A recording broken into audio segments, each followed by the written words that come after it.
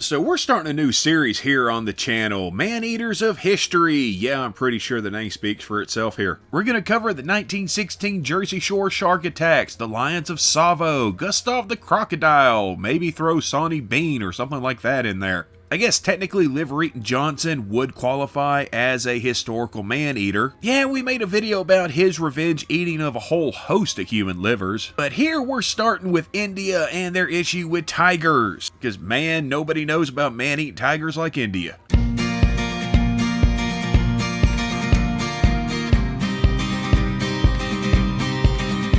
Now, you may be wondering how big of an issue were tiger attacks back in British India. Well, between 1876 and 1912, tigers killed 33,247 people. Yeah, that's a pretty big problem. But big cat attacks in India are nothing new. They even have a tiger god. That's right, a tiger god. Take that, Joe Exotic. Named Vagoba, that some tribes revere. The best known of the man-eating tigers was the Champawat tiger, supposedly responsible for killing 436 people, mostly women and children. The tiger's reign of terror began in Nepal at the end of the 19th century, and after killing a large number of people, the army was called in, who formed a beat, which was basically a line moving forward as one to flush things out. What they succeeded in doing was driving the tiger out of Nepal and into the Kumaon district of India, making the tiger India's problem. I mean, I guess good going, but Kumaon, Nepal.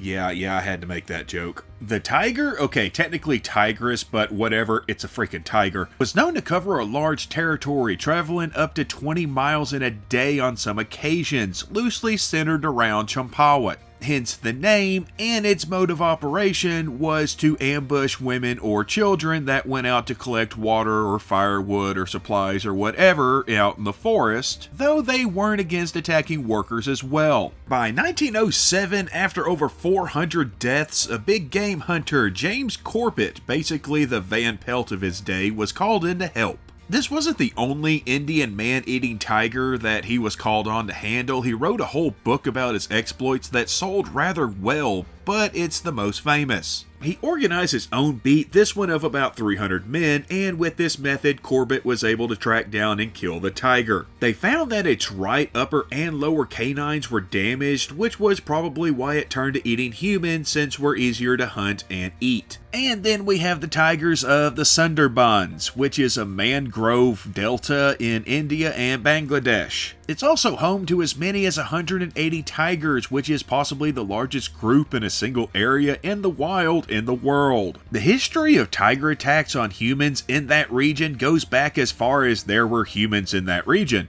And up until modern times, it was normal for tigers to kill 50 to 60 people a year. The average is about 23 a year nowadays. People in the area figured out at one point that the tigers attacked when a person's back was turned, so they started wearing masks on the back of their head to throw the tigers off. But unfortunately, the tigers eventually figured this out and it stopped working. It's unknown if they've tried laser pointers as distractions. Yeah, and the tigers have also been known to swim out to and attack small fishing boats.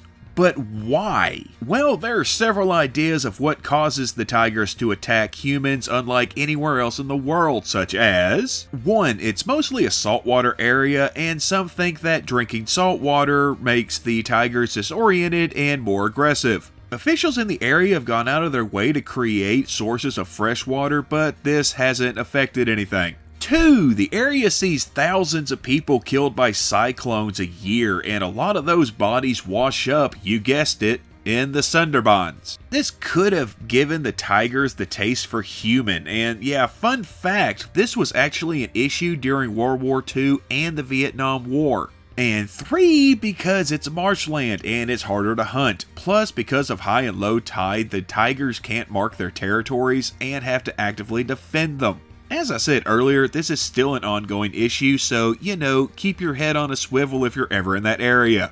Otherwise, your chances of survival aren't that great.